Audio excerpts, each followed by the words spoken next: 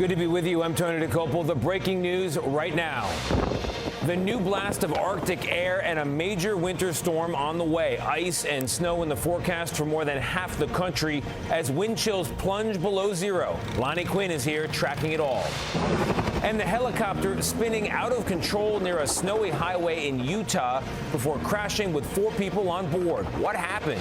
Also developing tonight, President Trump's new warning on Greenland. What he said late today about how far he's willing to go to take control. You'll find out.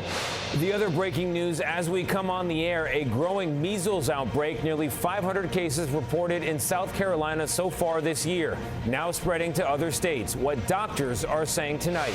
And the new warning on screen time. A new report says limits are no longer enough to protect children's health. So what are parents supposed to do? And what has scientists so amazed by a cow? Thank you. From CBS News headquarters in New York, this is the CBS Evening News with Tony DeCopel. And it's great to be with you on this Back to Work Tuesday. A bad day for the markets. The president threatened new tariffs on U.S. allies overseas and dug in his heels on taking control of Greenland. And the Dow, the NASDAQ, and the S&P 500 all lost value. We're going to have more on that in a moment. But we have to begin tonight with the dangerous winter weather. The winter storm slamming the Great Lakes region as we come on the air. It's the latest in a series, and there is still more to come. Winter storm alerts up across the region tonight. Another foot of snow now possible. Travel, as you might imagine, is difficult and dangerous at this hour. And back east, Tom Hansen has made his way to Hamburg, New York, where they're shoveling more than a foot of snow this evening. Tom, good evening to you.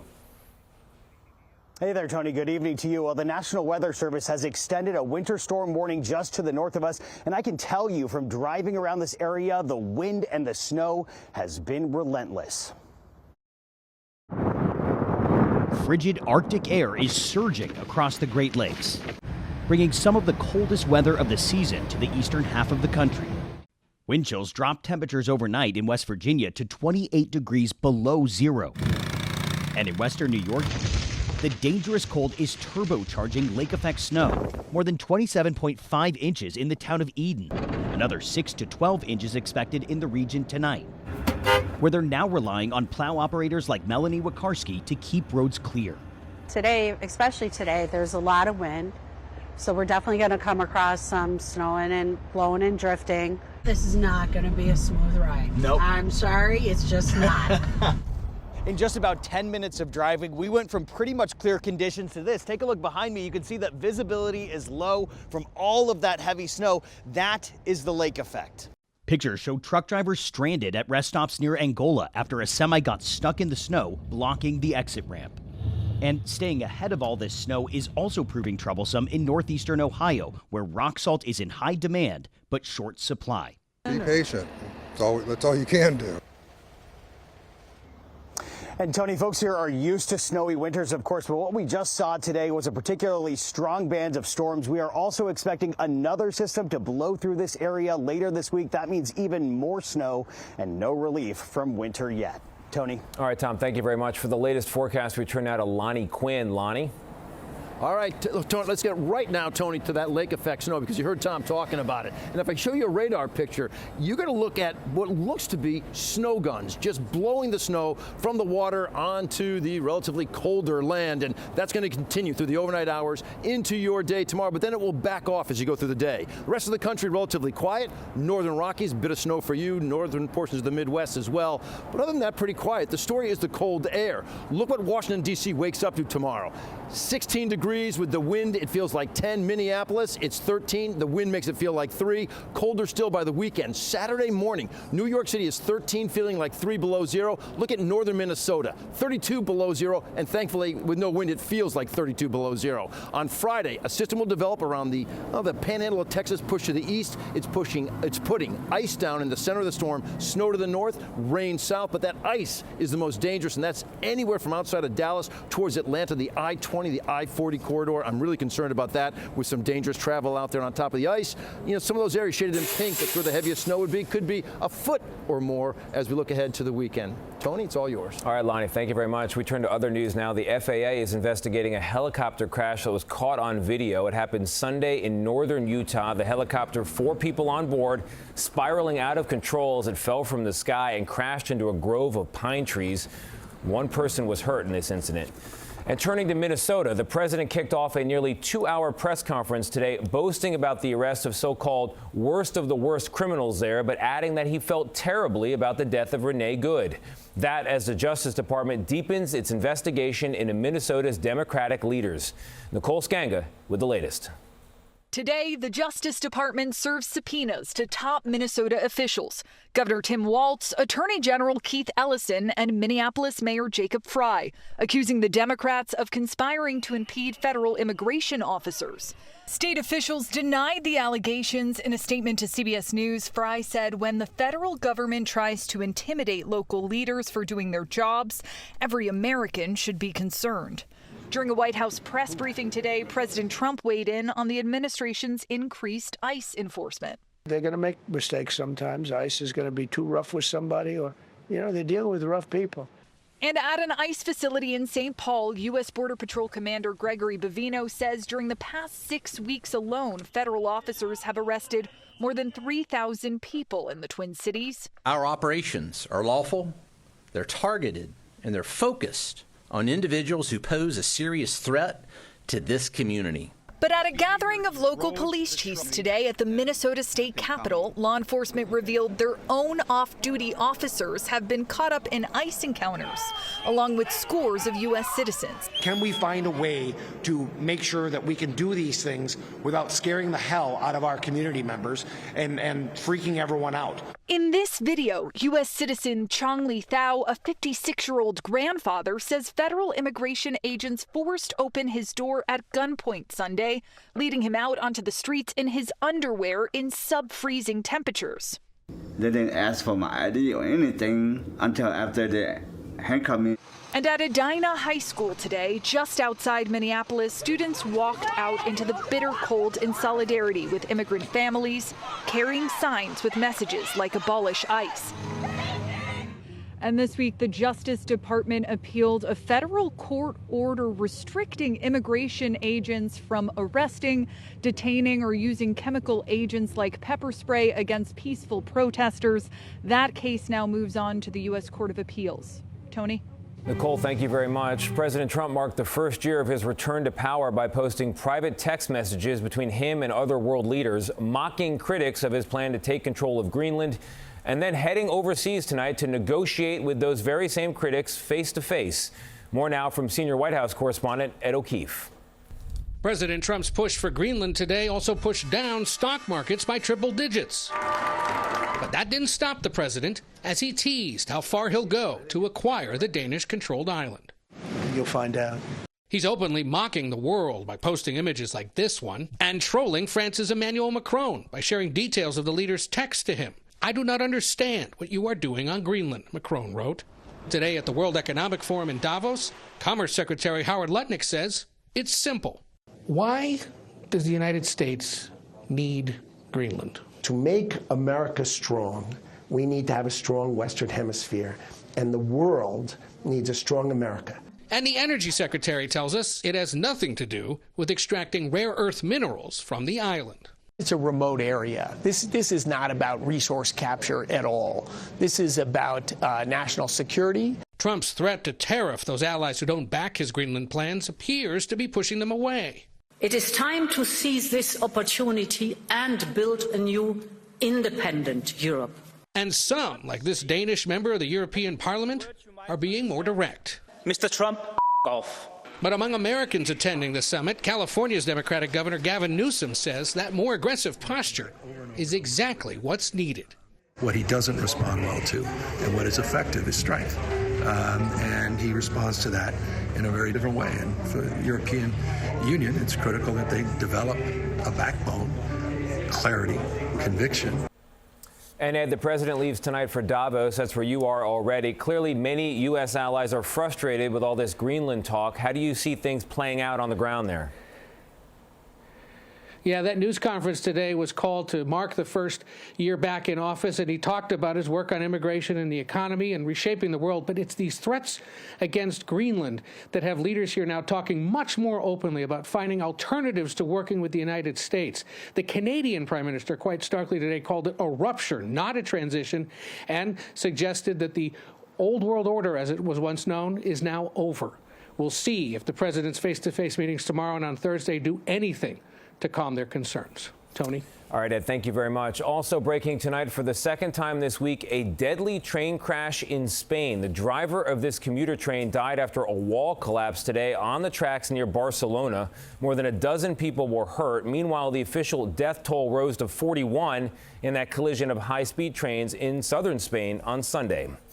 And back in the U.S., it's been 1 year now since a measles outbreak in West Texas killed 2 children and made hundreds of other people sick. While that outbreak is over, another in South Carolina is getting worse tonight. And for the first time in a quarter century, America is in danger of losing its measles-free status. Here's Skylar Henry. Oh, that's good. When Alex Redding moved with her family from Texas to South Carolina last year, she thought she was leaving her concerns about measles behind. We didn't really realize that this was a hot zone until we came. It literally was like it was following us. Her twins, at 9 months old, were too young for the vaccine. But a worsening outbreak in the state had her pediatrician concerned. She was like, okay, they're not supposed to be getting any shots today. You know, it's not on the vaccine schedule. However, we can go ahead and do the MMR. And me and my husband were like, immediately, yes. Today, the South Carolina Department of Health announced more than 600 people have tested positive for measles, the majority in and around Spartanburg County, where vaccination rates have lagged. That number has tripled since the beginning of the year. 2025 saw the largest surge of measles cases in the U.S. in decades. More than 95% of those cases were in people who were not fully vaccinated. 3 people died. I think we should anticipate there will be many more cases picked up over the coming weeks and months. This is really just the tip of the iceberg. And Tony, doctors say this sustained spread is exactly what threatens the U.S.'s measles elimination status. They say stopping transmission depends on early detection, vaccinations, and of course, preventing outbreaks like the one we're seeing in South Carolina. Tony? Skylar, thank you very much. Still ahead on the CBS Evening News, the new warning for parents tonight about screens and social media. And what can this cow do that has astonished the world of science? Stay with us.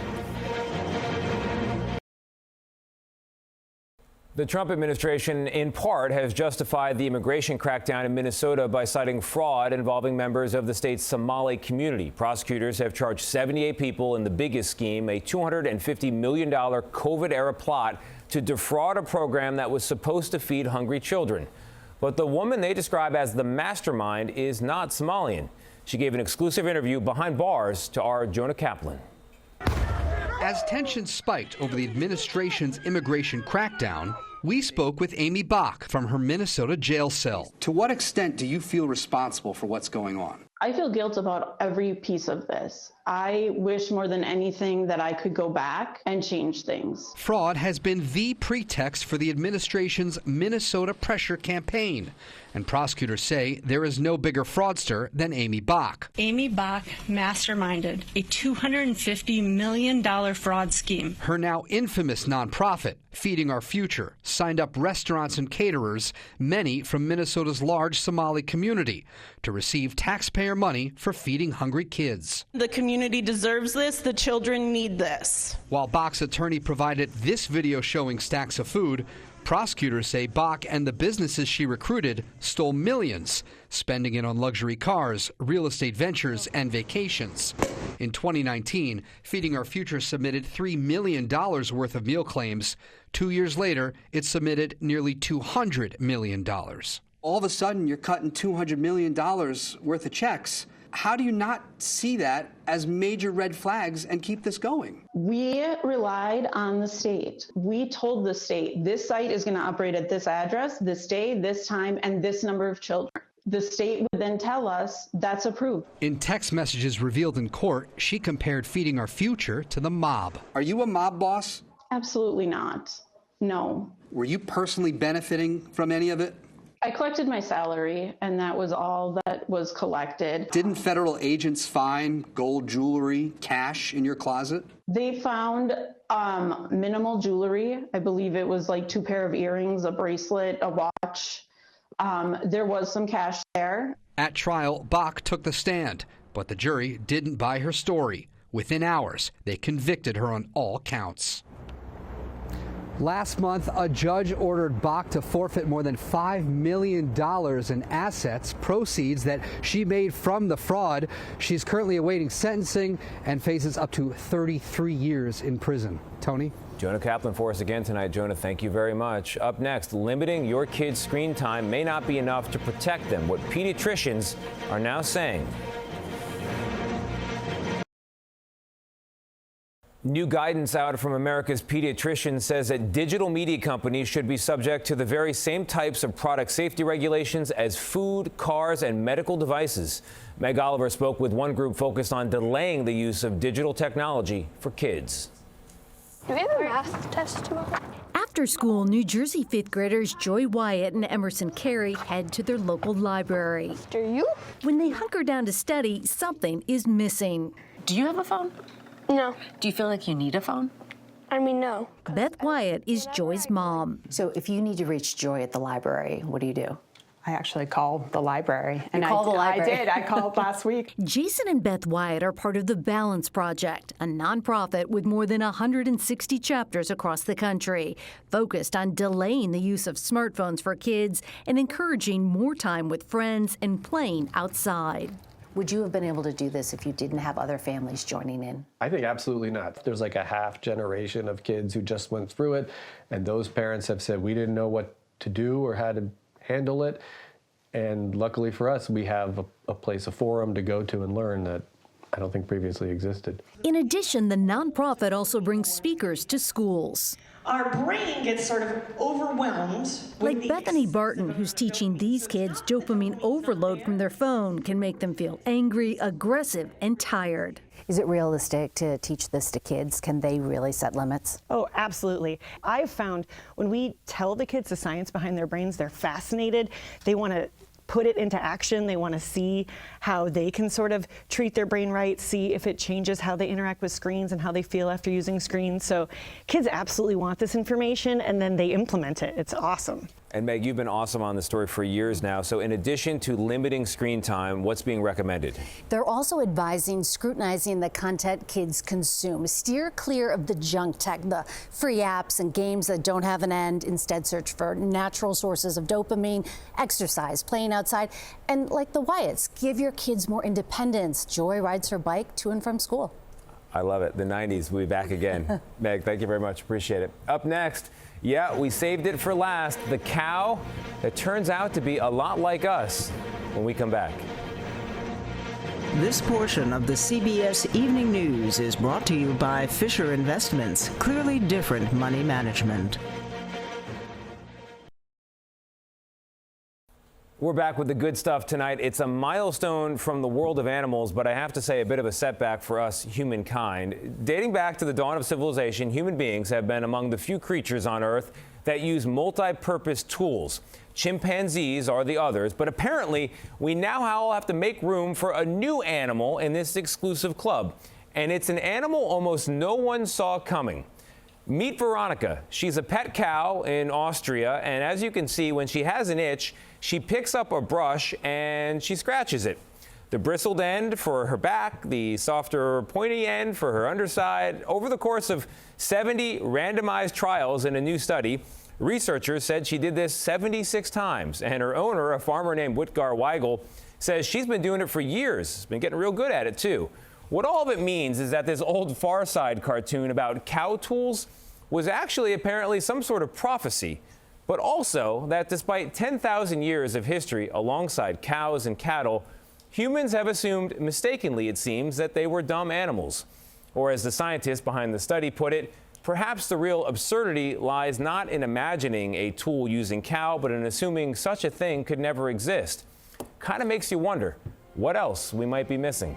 And that's another day in America. For all of us here at CBS News, I'm Tony DeCopel in New York. Good night.